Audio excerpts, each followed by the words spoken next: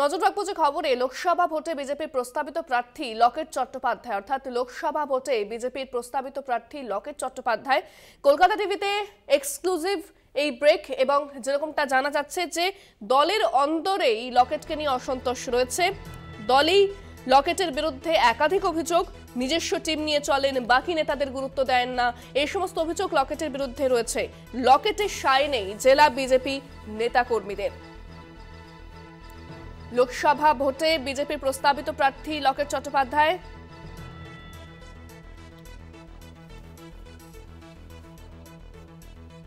এই বিষয়ে আমরা বিস্তারিত কথা বলবো। সরাসরি রয়েছেন আমাদের প্রতিনিধি পাপ্পু সাঁতরা। পাপ্পু, যেরকম লকেটের বিরুদ্ধে একাধিক অভিযোগ রয়েছে, তারপরেও কিন্তু লোকসভায় বিজেপির প্রস্তাবিত প্রার্থী লকেট চট্টোপাধ্যায়, কেন বিজেপি এই ধরনের পদক্ষেপ? লকেট ছাড়া অন্য কেউ নেই নাকি অন্য কোনো কৌশল নিচ্ছে তারা? একেবারেই দেখো, যে বিষয়টা কিন্তু ইতিমধ্যে উঠে আসছে, কিন্তু হুগলি যে লোকসভা কেন্দ্রে সেখানে কিন্তু বিজেপি কার্যকর্তারা থাকলেও যে লকেট চ্যাটার্জি বিগত দিনে যেভাবে কিন্তু এলাকায় ঘুরেছেন এবং তৃণমূলের সাথে লড়াই করেছেন, সেই দিকটাকে কিন্তু বিজেপির কর্মীরা তারা বলছেন যে একমাত্র মুখ কিন্তু লকেট চট্টোপাধ্যায়। অন্যদিকে যদি আমরা দেখি, তৃণমূলের দিক থেকে কিন্তু যে অভিযোগ তোলা হচ্ছে, সেখানে কিন্তু পরিষ্কার বলা হচ্ছে যে লোকসভা নির্বাচনের সময়তে নির্বাচন এলে কিন্তু এই অভিনেতাকে অভিনয় করতে দেখা যায় এলাকায়, তারপরে কিন্তু সে কিন্তু থাকে না এবং বিগত দিনে কখনই কিন্তু তিনি লোকসভায় গিয়ে এই এলাকার মানুষের স্বার্থে প্রশ্ন তিনি করেননি। তবে এবারে নির্বাচনে যদি টিকিট পেয়েও থাকে, সেটা কিন্তু কোনো ফ্যাক্ট হবে না। আগের বারে যদি জিতেও থাকে, এবারে কিন্তু এই লোকসভা ক্ষেত্র থেকে বিজেপির এই প্রার্থী কিন্তু জিততে পারবে না, এমনটাই কিন্তু দাবি করছে এলাকার বিরোধী অর্থাৎ শাসক দলের নেতারা এবং বেশ কিছু মানুষ। ইন্দ্রাণী বাবু, সেক্ষেত্রে তো বিজেপি জেলা নেতৃত্বদের সায় নেই লকেট চট্টোপাধ্যায়ের উপরে। একেবারে যে এখানে কিন্তু প্রশ্ন দুটো গোষ্ঠীদ্বন্দ্ব বলেই প্রকাশ্যে চলে আসছে। লকেট চট্টোপাধ্যায়ের সমর্থক যারা অনুগামী, তারা কিন্তু চান যে লকেট চট্টোপাধ্যায় এই লোকসভা কেন্দ্রে দাঁড়াক। অন্যদিকে কিন্তু ইতিমধ্যে কিন্তু বেশ কিছু যে অনুগামী, তারা লকেট চট্টোপাধ্যায় উল্টো দিকের অনুগামী, তারা কিন্তু সায় নেয়। একাধিক বলতে পারা যায় যে বিজেপির যে জেলা কমিটির ঊর্ধ্বতন যারা নেতারা আছে, তারাও কিন্তু সায় নেই লকেট চট্টোপাধ্যায়। সব মিলিয়ে বলা যায় যে লকেট চট্টোপাধ্যায়ের যে সাংসদ পদের যে টিকিট, তা কিন্তু অনিশ্চয়তার মধ্যে দাঁড়িয়েছে। তবে আগামী দিনে যে টিকিট তিনি পান কিনা, সেটাই কিন্তু এখন দেখার।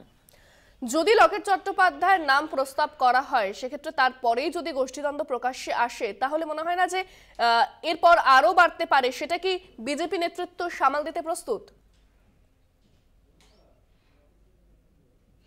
একেবারে যে এখানেই কিন্তু প্রশ্ন, বিজেপির যে সংগঠন, তা কিন্তু এখনোভাবে সেইভাবে কিন্তু হুগলি জেলায় জোরদার করতে পারেনি।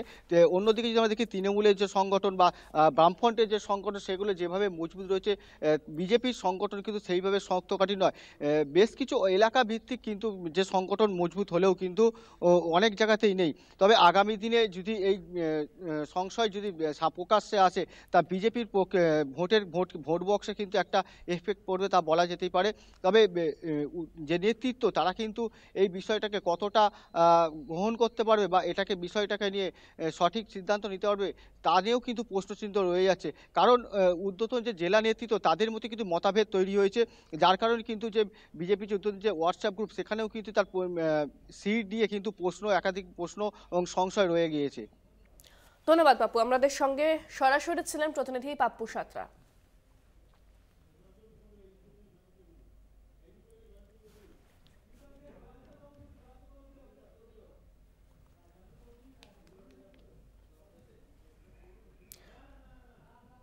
লকেট চট্টোপাধ্যায়কে নিয়ে দলের ভেতরেই অসন্তোষ রয়েছে, তারপরেও লকেট চট্টোপাধ্যায়ের নাম প্রস্তাব করা হয়েছে। এ বিষয়ে আমরা বিস্তারিত কথা বলবো। আমাদের প্রতিনিধি জয়ন্ত চৌধুরী রয়েছে আমাদের সঙ্গে। জয়ন্তদা, একদিকে যেরকম দেখা যাচ্ছে যে লকেট চট্টোপাধ্যায়ের বিরুদ্ধে একাধিক অভিযোগ, তারপর লকেটের নামে প্রস্তাব করা হচ্ছে, সেক্ষেত্রে কি লকেট ছাড়া আর কেউ নেই বিজেপির কাছে, নাকি অন্য কোনো কৌশল থাকছে এখানে?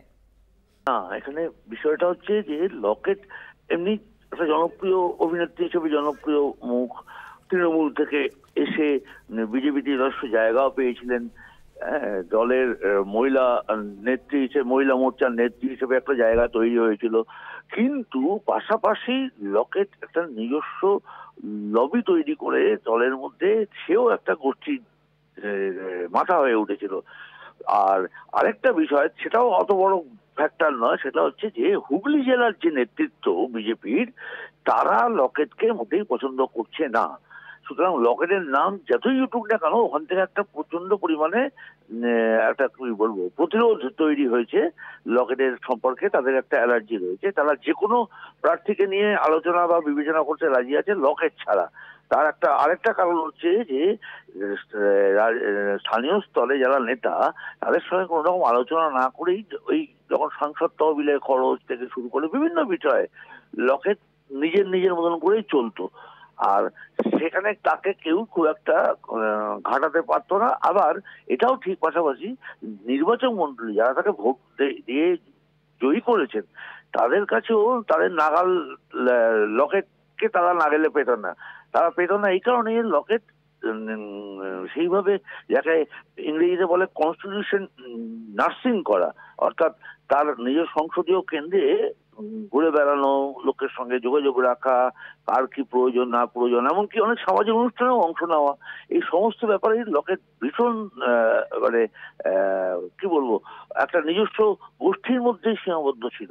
তার ফলে যেটা হয়েছে, লকেট সম্পর্কে কিন্তু হুগলি জেলার যে বিজেপি নেতৃত্ব, তাদের কারোরই কোনো সমর্থন নেই। এবং তারা এই নাম এলেও তারা দ্বিতীয় নাম যে কোনো নামে হয়তো তারা আলোচনা করবে, কিন্তু কিছুতেই লকেটকে তারা অনুমোদন দেবে না বলেই মনে হচ্ছে।